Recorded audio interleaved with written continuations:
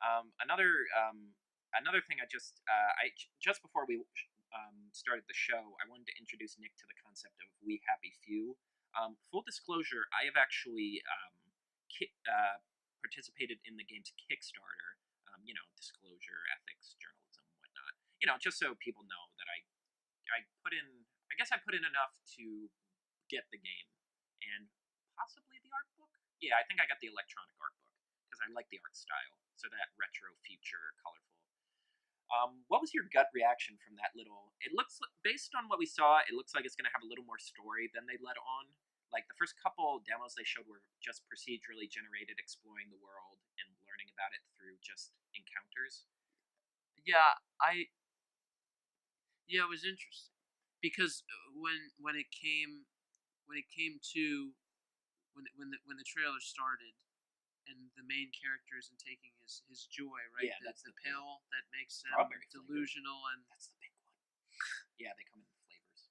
and so when he stopped, so this was confusing. So I wondered. So when he stopped, when he didn't take the joy right away, when he realized his brother in that headline of the newspaper, We assume it's his brother. we assume that it's his brother. It might assume that it's a close friend, a brother, someone that's close, to someone that was PST. PTSD. Oh my god, that's bad. Um. So, but it looked like everything remained pretty much the same, even though he stopped taking the joy. Yeah. So then at the end, when they were hitting the pinata, Yeah, that was. That's why I wanted to show you that. doing air quotes because they were really just beating down an animal. I wanted to show you it just so I could see your reaction to that reveal. So is there a period of time in which the joy, even when you don't take it, still has to wear off? Yeah, because it seemed like he was fine, and then all of a sudden he was like, "Oh, I'm not hitting a pinata. I just killed an animal." Yeah. And well, I was like, I guess it's what? partially one because I think he's been on the joy for a while, so it's going to take a while to come down. Okay. And okay, so in the gameplay, the basic gameplay of the game is you have to escape the town, and it's procedurally generated, so the environments will look different every time you play. It's sort of like a game you replay a lot, and the idea is you get different story tidbits each time you do it. And so that's what I was wondering. So when the trailer ends, it appears that the security comes and gets you back into society. Yeah, and gets you back into society. So then I wonder, where does the game go from there? So does it pick up after you've already been that's what I'm curious caught about. Once? Because all of the gameplay they've shown, you always that bunker he's trying to get into at the end. That is where you start every time you play the game, based on what I've seen. I've seen a whole bunch of gameplay. Okay. A lot of YouTubers sort of picked it up a while ago when they were doing the alpha build. Like a really early demo of like what they had so far. So you sort of have to pretend to blend in, like you don't sprint around because that looks suspicious.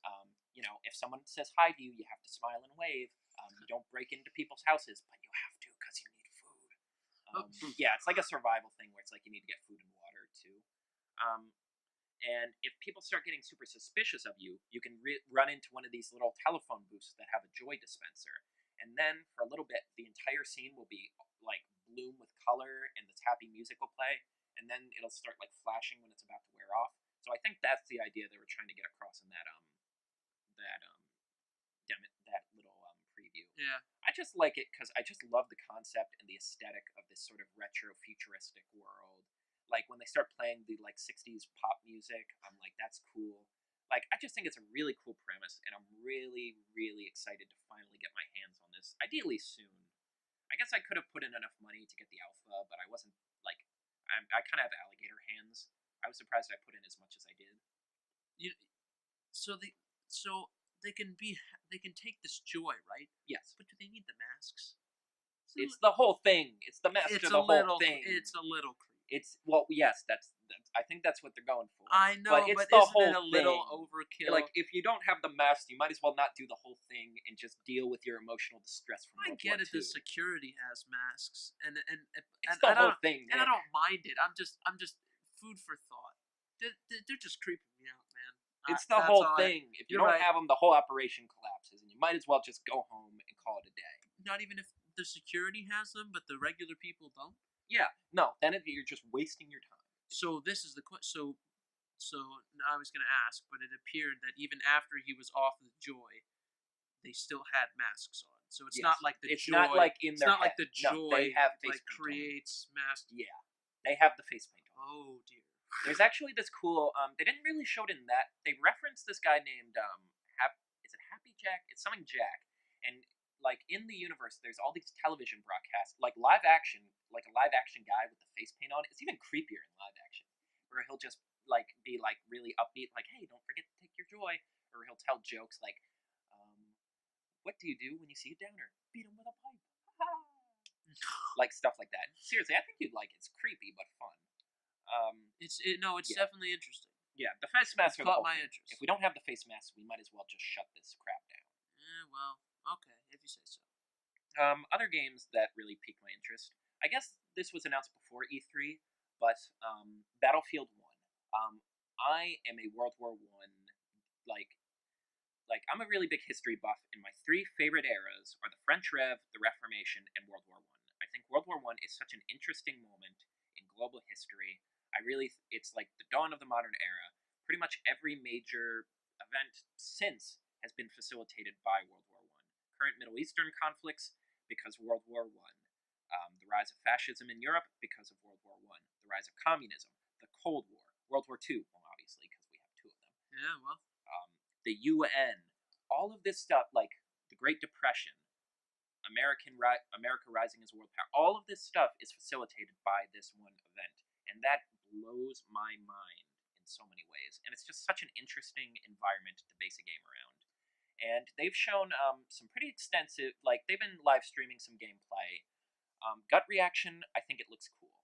I think I'm excited that they're committing to this environment. Like, there's not too many machine guns. They're doing all the vehicles. Like the one battlefield they've shown consistently, it's like this little European town, probably presumably on the Western Front. Um, and overhead, there's all of these blimps and like planes. So as people are fighting on the ground in tanks with artillery and guns, there's also a huge air fight happening, and you can like shoot down the blimps.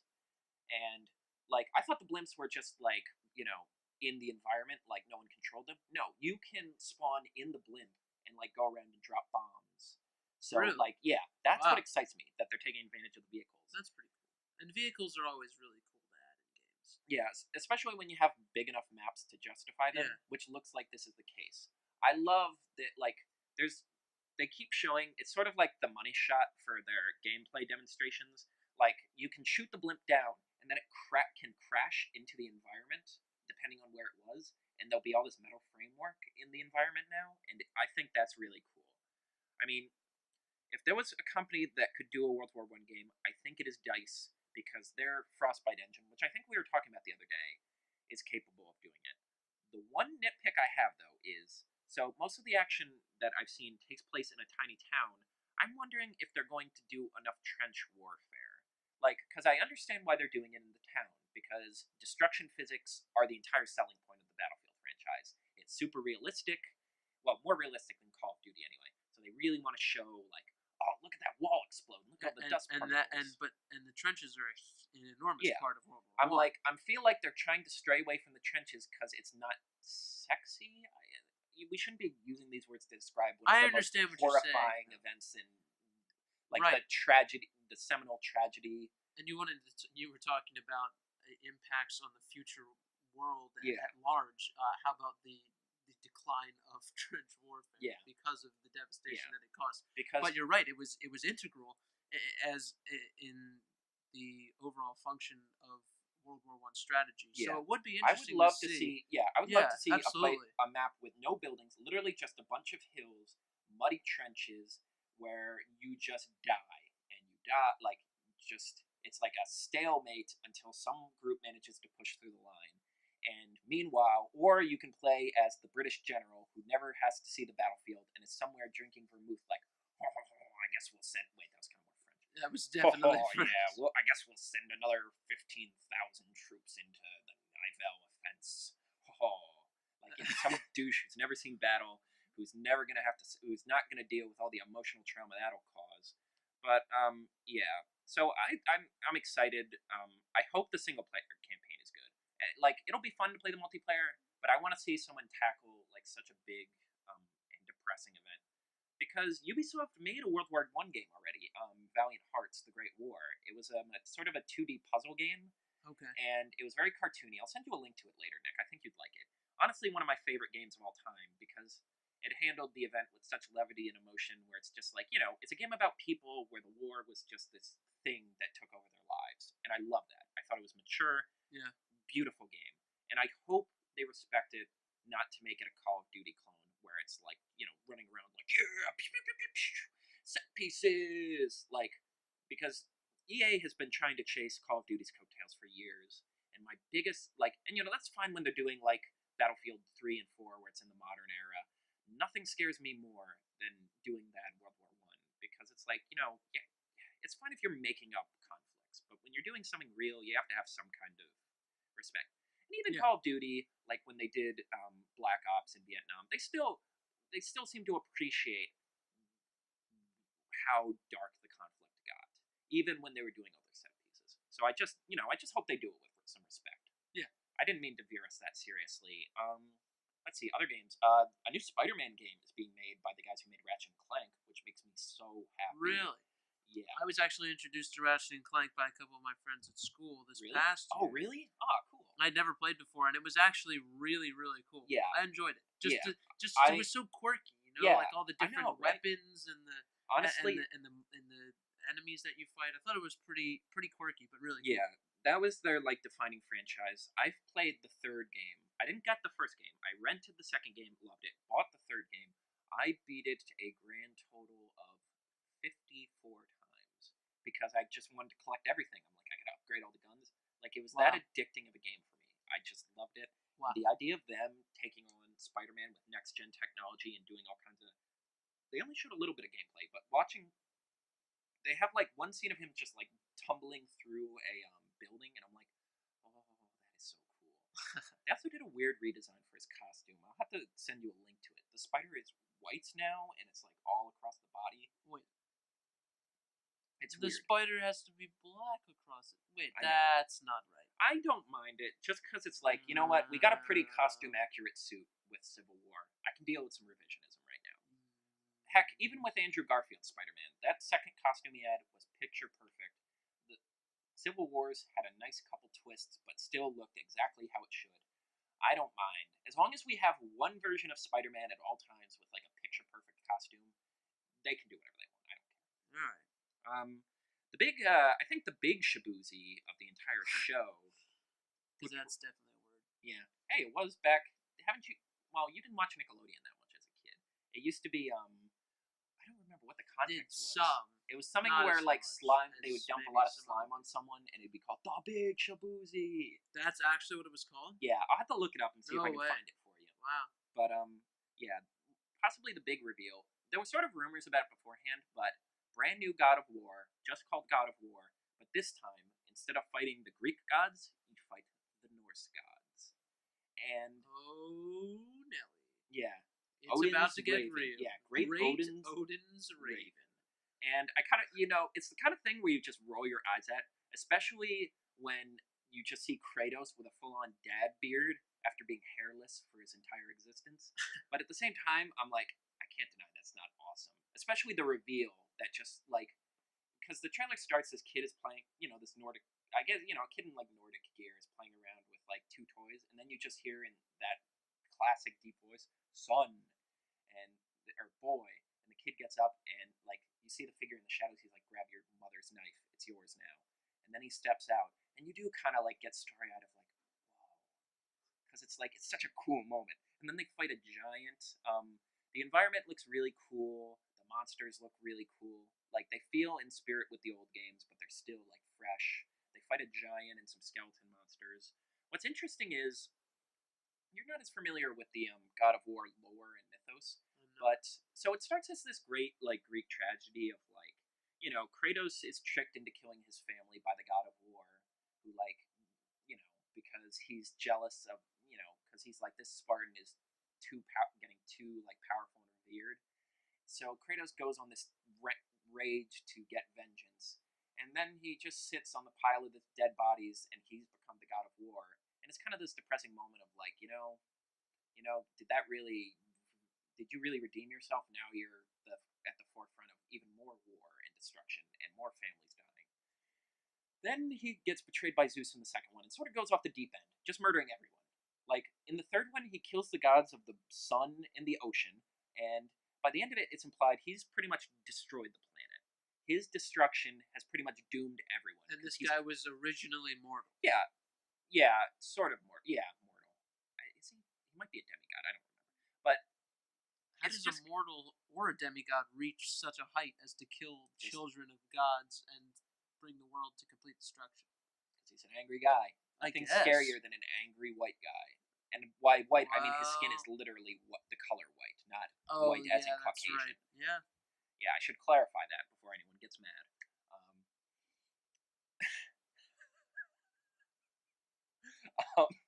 But yeah, so the planet's doomed. He's doomed it after he like punches Zeus's face in. There's literally a quick time event where you can just punch his face as long as you want till the screen's red, completely red. But so I thought maybe this is an alternate reality version of Kratos, or like he just looks like Kratos and he's going to be a different guy. But no, on his like outfit there is a Spartan insignia, which is kind of like that horseshoe thing. Yeah. And there's also a move he does called Spartan's Rage. So he's still the same guy. So has the world rebuilt itself anew? Have new gods descended? Has he traveled to another world? Because the end he gets Pandora's box. So maybe that teleported him? I'm curious as to how they explain this. Interesting. Yeah. But, a lot of people made fun of it because it's such a dude bro game. But you know what? I wouldn't mind a little more dude bro if it's more God of War. Especially if you get to fight Thor and Odin and Loki and go to Valhalla.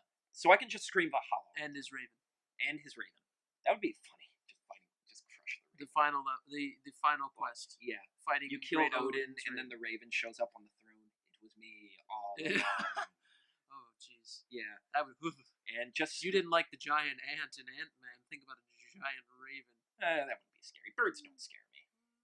Birds are just. Have you seen the birds? I got bit by a bird the other day. What? I was playing around waiting to go to work, and there's this little bird. So I just started like putting my hand out. I'm like, hey, and he just goes, nip, and I'm like, ah. Fortunately, birds can't get rabies. Why would you do that? I thought it was funny. It was just a little sparrow. It wasn't bothering me. Oh, jeez. That's why you don't feed the birds, Carter. Contrary to what Mary Poppins has told you. Yeah, exactly. I haven't watched Mary Poppins in a while. Feed the birds. You know the song. Yeah, I'm more familiar. To be honest, I'm more familiar with Saving Mr. Banks than I am Mary Poppins. It's like that. That's the weird number where there's like a lot of snow globe things happening. Yeah, I kind of remember it. Is this real life or? Yeah, Mary Poppins, great movie though. Yeah. Let's see. Any other big games off the top of my head? Xbox announced a new console already. So didn't PlayStation as well? Well, PlayStation said they have one on the way, but they didn't actually show it. Okay. Like, well, Xbox already showed theirs. Yeah. Well, first they start the show with the Xbox Slim or the Xbox One S. So it's like a slimmer model. It's supposed to be a little more efficient. It's pretty much the same thing. The only thing they said that sounded significantly like different is that you'll be able to capture footage in 4K resolution, which is like cool. But then at the end of the show, which is like it's such a long show, they have time to announce 2 new consoles. Project Scorpio. They didn't show what the box looks like. They didn't get too in depth with what it's going to be able to do. They just showed a lot of like bits and pieces of the tech, and they had a bunch of developers talking about like, oh, this is a monster. It's so powerful. It gives us so much more tools. And which I'm like, okay, well, you know what? Shigeru Miyamoto made the Legend of Zelda one of the coolest games of all time, which still arguably holds up in a lot of ways. Granted, it's old, but it still holds up in a lot of ways. On a Super Nintendo, you're telling me you can't beat, or maybe just a regular Nintendo. Yeah, just a regular Nintendo. You're telling me you can't come up with something cool with the power you already have. But I digress. Yeah, I agree though, because you buy a system and then all of a sudden your games are worth. Well, see, that's what I'm curious about. Are they retrofitting these games? It sounds like for the most part they're going to try to keep them together for a while, which is like, then what's the point of making a new console? Is the idea that Xbox One games will run slightly better? because it's like, what is the point where they're going to be like, you need to upgrade to Project Scorpio? Like, when are they going to start making games that will only run? Like, this is what I've dreaded.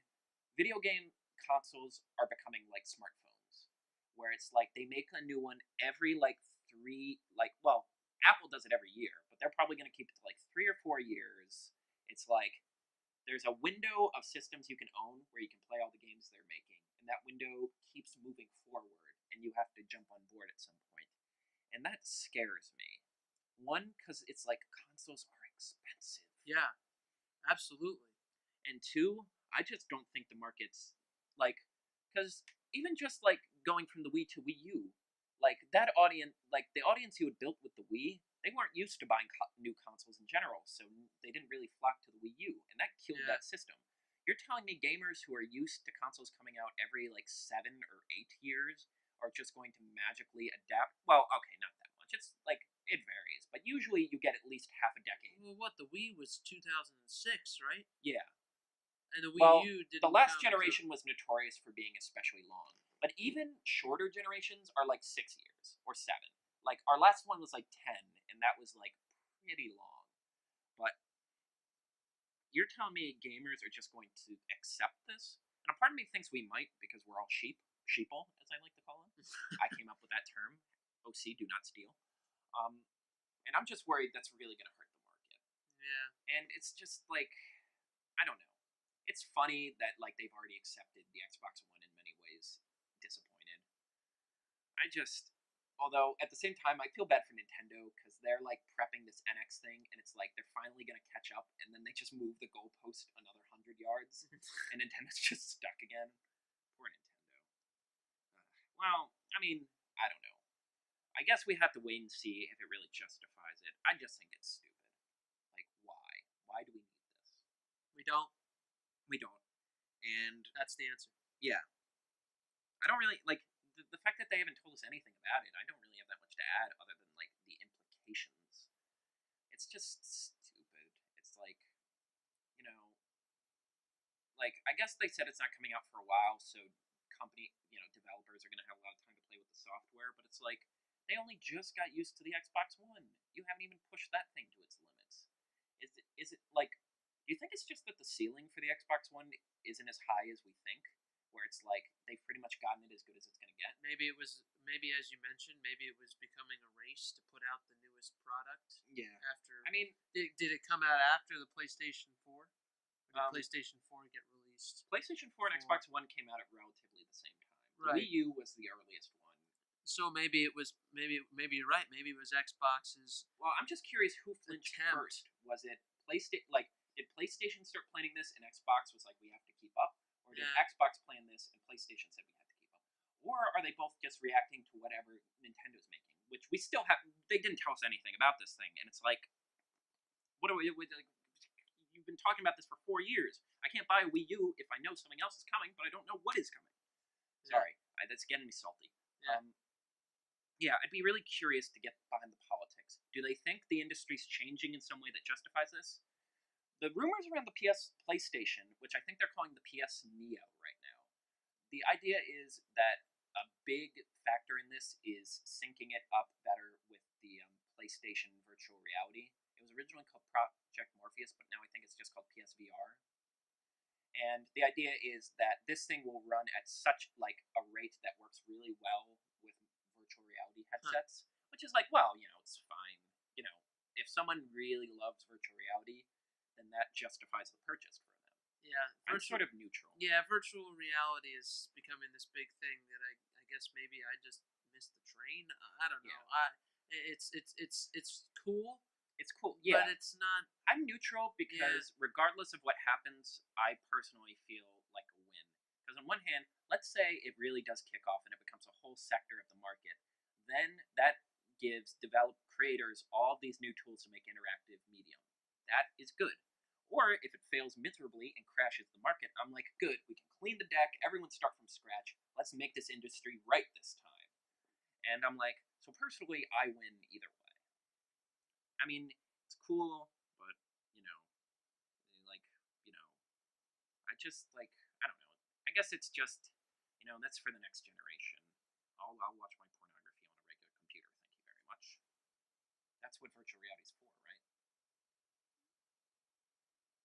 This just got a little bit weird. It might be time to. Yeah, It might we're be probably time gonna. to move on. Yeah, we should probably. Other than that, yeah, they did show off a lot of VR stuff, which I'm like, oh, cool. They have a Star Wars VR game coming out Okay. for you get to pilot an X-wing, which is neat. Okay. Now that they got me there. Yeah, that looks pretty cool. If you don't want to pilot an X-wing, Yeah, I think then I think the bar for all of these, every new system is what are they going to do with Star Wars? now Star Wars is back. Yeah, especially now that it's the Star new Wars is standard. back. It's the thing. It's the new- big thing. Right, it's back. Yeah. Let's see. Any other cool stuff? Crash Bandicoot is being remastered, which is exciting. I do feel so bad. I love it. Yeah. I didn't know it, but I love it. Yeah, it was such a cool, like, I don't know. They kind of trolled us though, because it was like they start playing they have a live orchestra at the PS1, and it's like dun, dun, dun, dun, dun, dun, dun, and everyone's like, what? No, and they cut to the audience, and everyone's kind of getting up, and the guy walks out, and he's like, Crash Bandicoot, we have made a deal with Activision, because Activision owns the rights. Sony lost them. Right. Crash Bandicoot is back, and everyone gets up like, yeah! We are remastering the games, and everyone's so happy, but it's like, oh, you made it seem like we were gonna get a new game. Oh yeah, they're not making a new one. He's gonna appear in those Skylanders things, which I guess is a step in the right direction, right? Yeah, I guess. Yeah. They showed off a lot of Lego Dimension stuff. That toy to life game. Yeah. New Ghostbusters set. There was a set I really thought looked cool, but I can't remember it off the top of my head. E.T. was a cool one. Goonies. Shoot, what am I blanking on? There was one I was really excited for that I'm like, I might buy that just to have the Lego toys. 18? No, that wasn't it. I don't remember. Yeah, it's not that important. Were you talking about it the other day?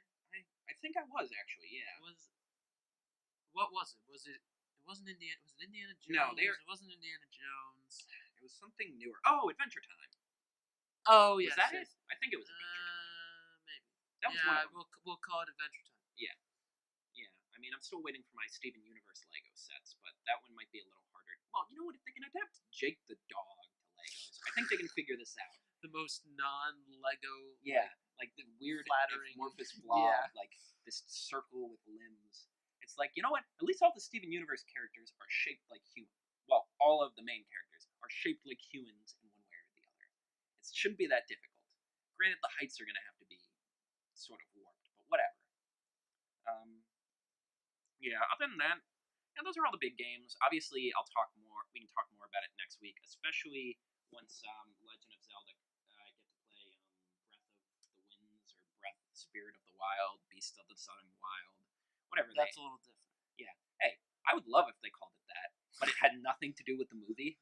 Like it just happened to have the same title. Or a Zelda game that takes place in a flooded out fictional New Orleans. I would love that. That'd be cool. Yeah. Wow. I mean, there's some political implications there, but you know. Yeah, that about wraps it up for us. Do you have anything, Dad? One last thing. I know I'm a big tennis fan. Maria Sharapova, 2 years suspension from tennis. You know what? Huge. You know what? Cancel the Olympics. I'm gonna say it. If she's not going, there's no point in having them. Russia, start a campaign. #No Rio. Actually call it No Rio Olympics. Let's not attack Brazil. They just know, like, if Maria Sharapova's not there, hitting the tennis and yelling, hitting the tennis balls and yelling, it's just no point in having them. We might as well throw everything out, burn the new fields down. Well, they spent a lot of money and a lot of unpaid labor for those. Keep those. Keep those just for posterity. You know what? Of all the reasons they shouldn't have these Olympics, political corruption, the fact that some of the stadiums just are never going to be built, the Zika virus threatening to become a pandemic, the fact that the rivers are feces-ridden, no. I could have the abuse of labor, could have turned a blind eye to all of those, but no. Maria Sharapova is the Olympics. Well, God damn it. Well, you definitely didn't hear it here first, but you heard it most emphatically here from Carter Glaze.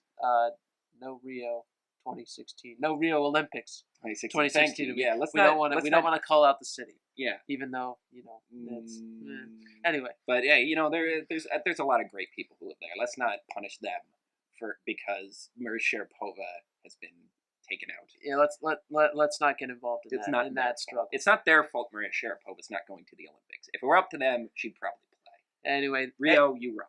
Hey, that's all the time we've got for today, guys. Thanks for listening in. I'm Nick. And I'm Carter. All right, we'll see you guys next week. Bye.